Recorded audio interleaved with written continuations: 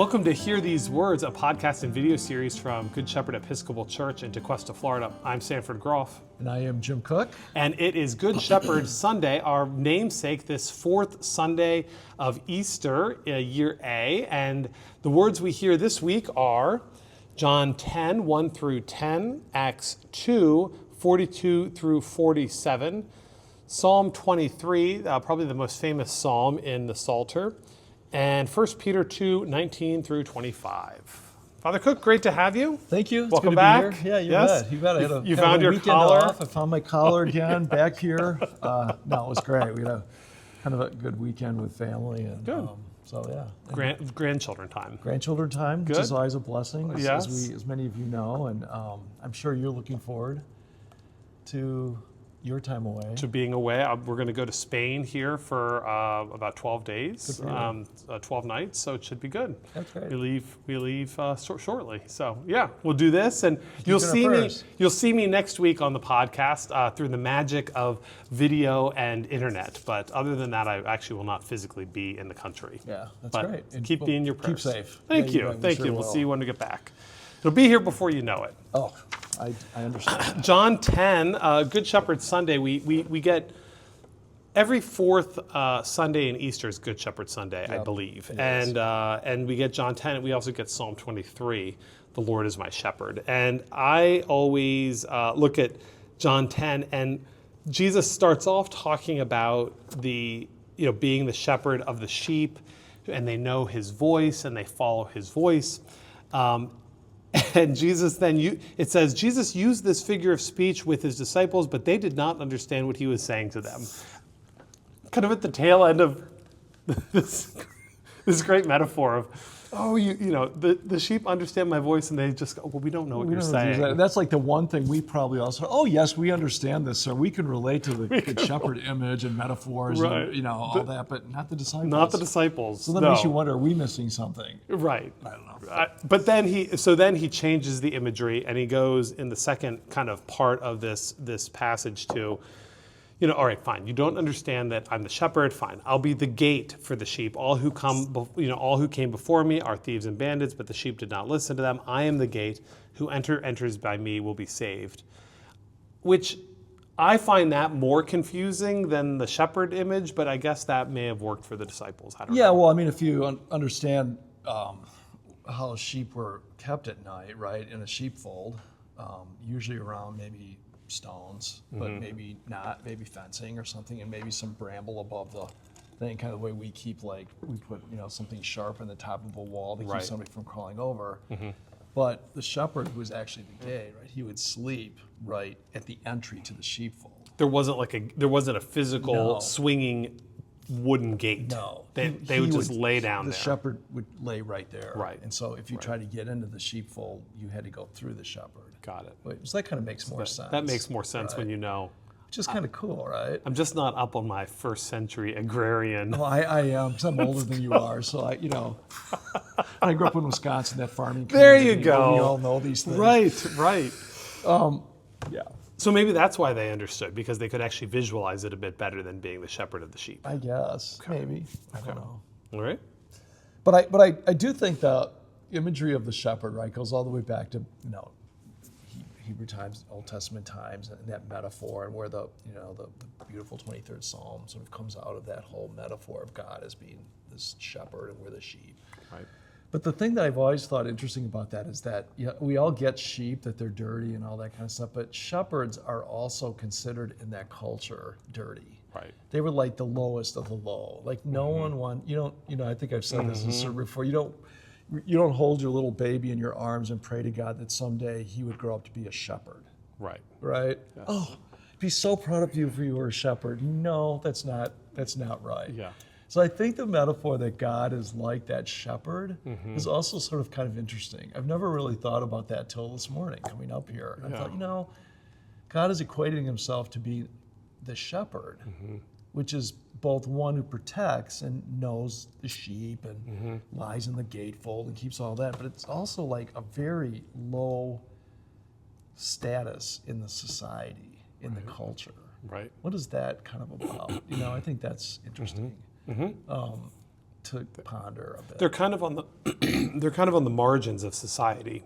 Yeah. The Oh, shepherds. very much the margins of society. I mean, they live out in the hills with the sheep. They're not coming home to their own bed, and they're not kind of engaging with people They're kind of living in necessarily. isolation, right? The thing they relate to are those sheep. Right. Right. You know, a shepherd, the sheep knows the shepherds, the shepherd have a sound that he would make so that the sheep of his own flock knew him. Right. The way he would know the sheep. So there's this intimacy, but they're not getting that intimacy with other people. Right. Which I think it's kind of interesting that becomes the metaphor. We want God to be Right. our shepherd. Right. Well, okay. Yeah. We're looking for someone who's pretty lowly. We're not looking up. We're looking like down. Down. Which I Right. think is kind of a cool.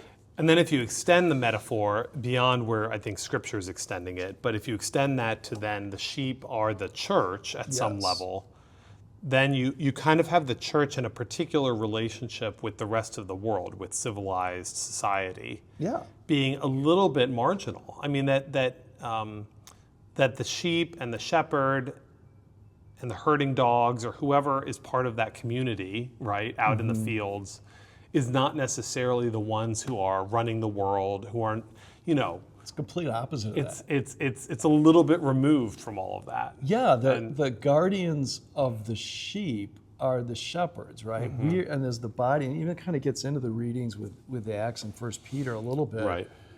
That community's purpose is to be the shepherds to the sheep, and the sheep being the lowest, Right. have no sense of their own self-preservation. They can't make their life better. Right. They kind of are what they are. So it seems to me that the Christian community should always then be at that gate. We should be the ones who are always doing the things that everyone else doesn't want to do. Right. I've got an example. There's something on my heart a little bit. Can I talk? Do you care? Talk. Go for it. Yeah. We got a call yesterday from a family that we've helped for many years, and this is a woman who's been a foster parent to 7 children who are related to her, but not hers. And the children, each one of them has an issue on sort of a learning disability kind of issue, right? I think, I don't want to say how many, but at least 3 or 4 of them are autistic. And she's been given fostering of these children for years, lives in Section 8 housing, and she's gone far enough to adopt them, right? To become the legal guardian, which changes her status in the system. Right. So the owner of the Section 8 housing she was in kicked them out because he raised the rent. And she would have had enough income because she was fostering the children to be able to move into a 4-bedroom place. But because her status has changed in the system, and she can't. Right. So she's not eligible. So she is now basically homeless. It's that gap that feels like we, the shepherds, we, the Christian community, the body of Christ. the body of Christ Right. should be. Really, is that fill that in. acceptable Right. to me as someone who lives in that world, that I know that exists, and I really can't do anything about it. I find that extremely aggravating. And I think those are the places where most of us neglect the responsibility that we have as the shepherds of the sheep. Because there's no glory in working at that level. Right. There's no way. You can't go to anyone and say, oh, look at us, look at me, we're going to get this, or we're going to get this reward. And there's nothing. It's just but to be in that position, we have to put ourselves with the sheep. Do you know what I mean? And I think it's hard. Yeah. I think it's really hard to do. It is. But when I read today and was getting kind of ready for this, I thought, there's to me that's like a living example, at least in the life of Jim Cook. I'm not imposing that on anybody else. Right. We all, I think, in our daily lives have opportunities to meet the sheep, I mean, Good Shepherd does that, right? Yeah, we do. We just Food just get pantry's- ready for the food pantry. Food pantry is right? Tuesday, it's That's open. exactly, if we Right. could have that in our heads, Right. that in that moment, the folks who are staying there, who both bring the food to the altar and the people who are out giving the food out, you're standing in the sheep gate. Right. You're living out your call as Church of the Good Shepherd. And I think that's Yeah. beautiful Yeah.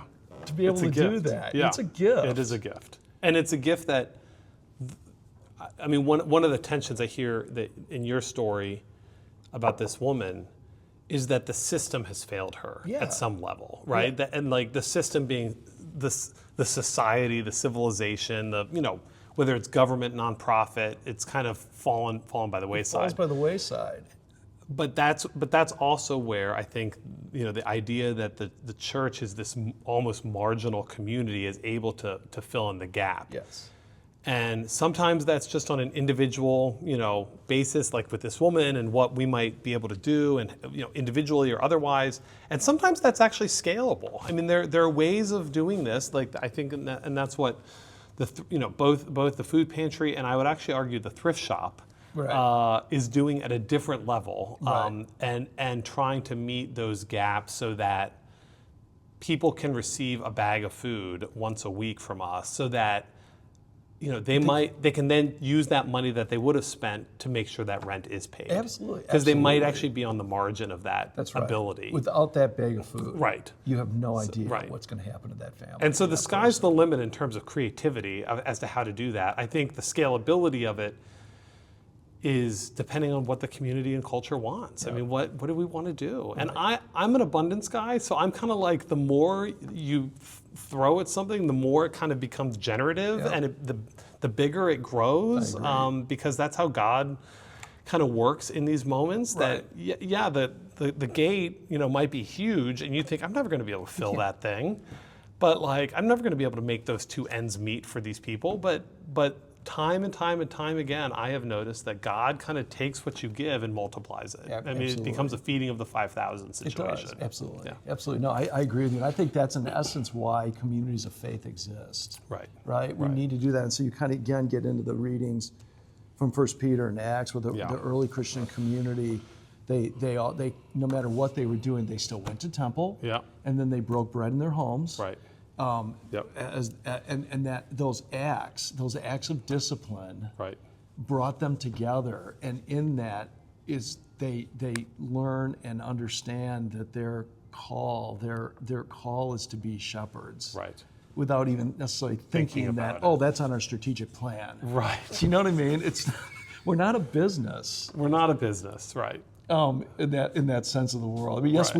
we are business. We have bills to pay, we do and we have- have right. rules to follow, and we've Right. got I'm not negating that, but if that's our only way of looking at ourselves Mm-hmm. as a community of faith, I think we're not living up to our potential. Right.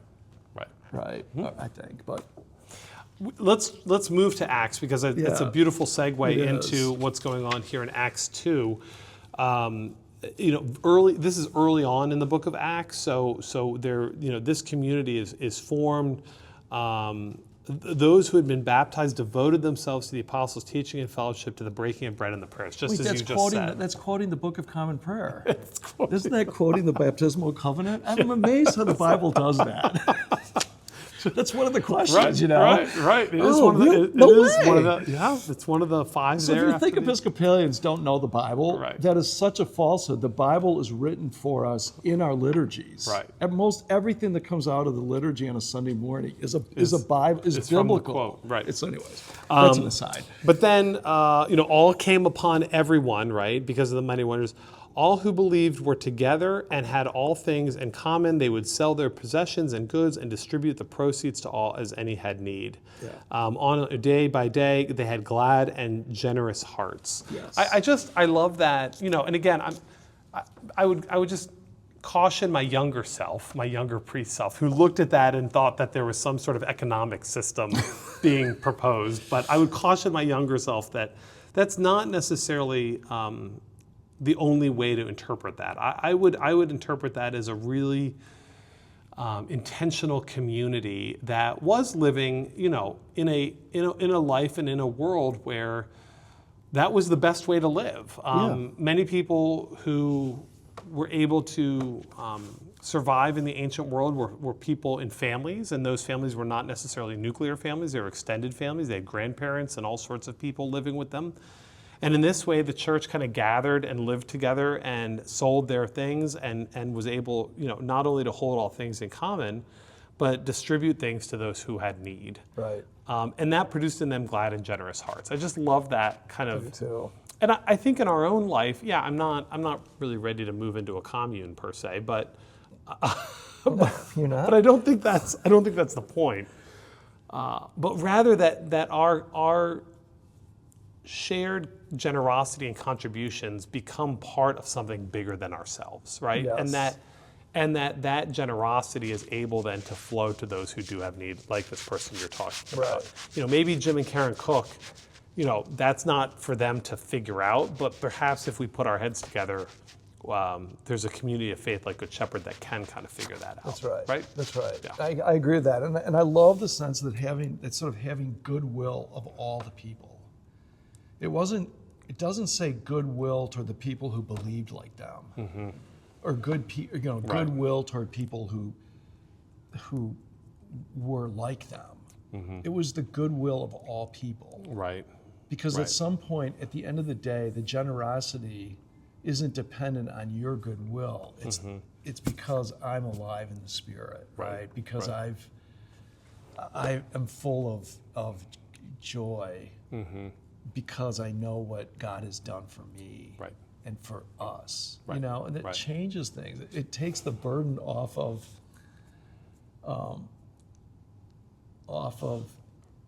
show me how that changed you, or show me what you did with the bag of food. Right. Did you really eat it, or did you take it to, Right. what did you do with it? Right. Did you throw it out the window when you left? I'm not ever giving you a bag of food again. Right. No, the point is we give out food. And those who come Right. Receive. receive it, and Yeah. what they do with it is not my... Yeah. I was on Instagram kind of scrolling through there, and there was a woman in a food bank line in her car, and it was a long, 200 cars or whatever. She was there Yeah. for an hour. And I went to the comment section, and so many of the people in the comment section were commenting on the kind of cars that were before and after her. There's a Mustang, there's a this, there's a that. It's easy to sit in the cheap seats and kind of throw pot shots like that Absolutely. and say, well, why are you driving a Mustang and you're going to the food bank? Well, who knows? I mean, no idea. maybe they were employed a month ago and then they lost their job, and now they've got a Mustang because they were employed when they bought the Mustang, and now they don't have a job anymore, so they got to go to the food maybe bank. a friend let them use their car. Or maybe, maybe you don't someone know. let them use the car. Who cares? Right, but that's where I think getting out the clipboard and kind of doing that. I think that is not a generous heart. No. Right. I think that's kind of the antithesis of what a generous heart. And not that auditors are bad. No. We get audited, and but yet, that's do you get taken advantage of in assuming goodwill? People, yeah, you do. Right, But you you know do. what? Right. That at that point, leave that up to God. that's up to God. Let Right. God determine Figure that judgment out. around that. I mean, Right. God is do what you know and feel is right. Right. And right being a word that is like righteous. That Yeah. sense of what would God have you do? You're a shepherd. Right. You take care of the sheep. You don't decide, well, I don't like that sheep, so go off to another. You smell too much, or you look too Right. good. Right. Right. Right. You're really a clean sheep. I'm yeah. not taking care of you. Yeah, you're driving too nice of a car. Yeah, I'm not giving you a bag of food. No. Right. I Right. think we get ourselves all twisted up in that. We do. We And do. when that happens, you start losing the joy, and you Yes. become more and more enclosed. Right. And that's we're meant to be open. And I think this is also a model of church growth being seen here, right? And day by day, the Lord added to their number those who were being saved. Yes. It's this idea that kind of abundance breeds abundance, Yep. and abundance kind of leads to growth, and it kind of multiplies and magnifies upon itself. And Yes. that's where I think that's Good Shepherd's story at some level here in Tequesta over the years. That out of difficult circumstances. I mean, look at the church behind us. Like this Right. was after a hurricane 22 years ago or 23 years ago that kind of broke the roof. So they had to do something, and they decided to expand it and build it, and here we are. You know, Right. thank goodness they had that faith. Absolutely. You know? No, I agree Yeah. with that. It's so true, and that goodwill builds people. People who come to the car Right. know whether they're given that bag of groceries in love or not. Right. Right. They can see. So it may very well be that person going through that line doesn't need the food as much as they need the I'm going to use the word love, the goodwill Right. of those who've handed them the food. the interaction with the people That means may be more that than may what's in the bag. feed them more than what's in the bag. Yep. Yep. And I think that's where the Spirit is really at work. Right. Right. So I agree with you. Same with church on Sunday morning, right? Any You know, encounter with any of us, whether it's Right. at Good Shepherd in the morning at church, or whether it's you as a member of Good Shepherd at Publix. right. Right. It's or me as Yeah. and then it goes. It's for you as a follower of Jesus Christ. Mm-hmm. You as a Christian Right. identify that by your actions, right? And Yep. so and by the goodwill in which you share. Yeah. It's so much more fun than we make it. I Right. mean, I just get It is. smiling when I'm talking about it. It's so fun, you It know. is Like fun. people relax, just be who you are, and don't worry about the results. Have fun. Yeah, Yeah. yeah. It's great. It's good. Do you want to say anything about Psalm 23? The Lord is my shepherd. Well, I think We know it we know it we know well. it well, to the point we know it so well we don't really think about it as Right. much, because we actually know that psalm. But it's a great psalm that captures sort of everything we've been talking about, don't you think? I do. So I don't have anything new. I don't this have anything morning, new to though. add to it. No. First Peter, you know, I kind of go to the second half of this passage. You know, when he was abused, he did not return abuse. When he suffered, he did not threaten, but he entrusted himself to the one who judges justly. He himself bore our sins in his body on the cross, so that, free from our sins, we might live for righteousness. You know, kind of exactly what you were just talking about. Well, there's a cost for protection. Right. The shepherd bore a cost. Yes. So again, kind of going back to what we were talking about, why would you be shocked if someone took advantage of you, and then you found out about it and you're like embarrassed or you're like ticked or whatever about it? I mean, I think that's sort of the cost that might happen. Or the person that you give the bag of groceries to and they don't say anything, they just drive away and don't say thank you. Yeah. Yeah. I mean, it could be for most of us living in this world that you and I inhabit. Those are the kind of costs that we have to bear, you know. But going back to my example, okay, why don't Jim and Karen Cook then pay first month, last month, and first month rent for this family in a Right. decent place? Right. We probably have the means to be able to do that. Right. I'm not gonna, you know, we don't live really magnanimous lives. We have probably enough that we could do that. Right. Am I doing that? No. Not right now. I'm not. But I mean, the point is, I could sacrifice something of myself for that person, Right. Right. because as the shepherds, we do take hits. Yep. You know what I mean? Right. And I think Right. that's also part of the walk we have. Do we trust sort of God as the shepherd for me, as I'm the shepherd Right. for somebody else? Right. Because I'm still a sheep. Right. I still need my shepherd. Do I trust that? That I'm going to be fed? Right. You know? Right. So But I also, I mean, on that note, I would, and now sitting as the rector, you also feel the responsibility for the organizations you steward, right? So the church, nonprofits, you know, I'm the board chair of Episcopal Charities.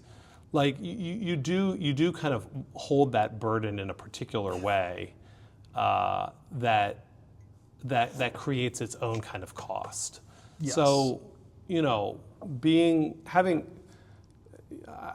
I don't think any of what we've talked about is to say don't have any boundaries, right? No. I mean, it's you know, it's but rather to do it in a way that is both faithful intentional, but also generous and filled with that generous kind of heart. Right. Absolutely. So what that looks like for each of us is going to look different. Absolutely. And I think we get ourselves in that same problem of examining the car line when we look at each other and go, well, why didn't you do this? Or why didn't you do that? Why don't you? Yeah. So I kind of have a lot of grace in those moments of like,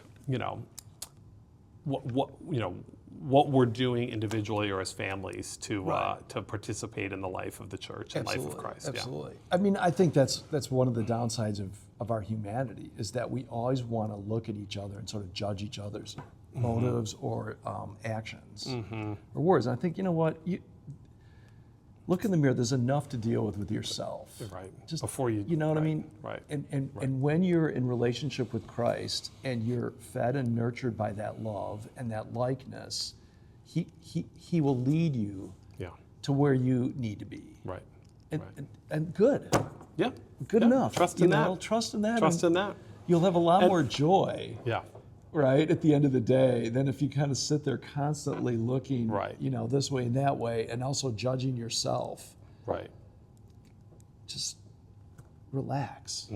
And like I said, have some fun with this. Have some fun. It's good. And I would be remiss not to mention, by His wound, this is the end of 1 Peter. By His wounds you have been healed. For you have gone astray like sheep. And I always think of Handel's Messiah. All we like sheep have gone astray. But then the last line, but now you have returned to the shepherd and guardian of your souls. So that, I think, I mean, you just take a deep breath with that assurance and that promise that God makes to us that Jesus is always going to be there with you. And like I love that phrase, even when you're kind soul. of even when you're kind of out in the hinterlands of life. Yeah. He's coming to get you. Yeah, so absolutely. hang in there. That's right. Good. That's right. It's good. Great. These are great readings. Great readings. Have fun preaching on them. I'm sure you'll do great. Am I preaching on these? Maybe I am. Oh, no, you're not. No, Alex is preaching. Alex. We look forward to Alex. We Alex, look listen forward to to your said. preaching. You'll be so inspired. I think she's trying to write 2 or 3 papers this week as well. So she's. God love her. Well, thank you for joining us for this week's episode of Hear These Words. Join us online or in person at church on Sunday. We love to be together. And now we hope you feel a little more prepared to hear these words. We'll see you soon.